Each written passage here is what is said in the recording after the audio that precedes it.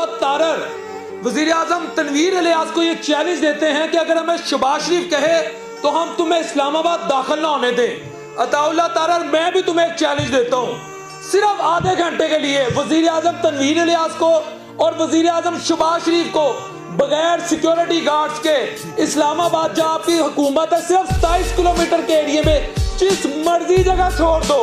अगर शहबाज शरीफ को गंदे अंडों की जर्दियों के, गंदे अंडे की सफेदियों के, पुसे हुए जहरीले टमाटरों के लाल निशान उनके चेहरे से लेकर उनके पांव की उंगलियों तक उसके धब्बे ना पड़े ना, सहाफत छोड़ दूंगा। शहबाज शरीफ कहीं जाए तो सही बगैर सिक्योरिटी गार्ड्स के।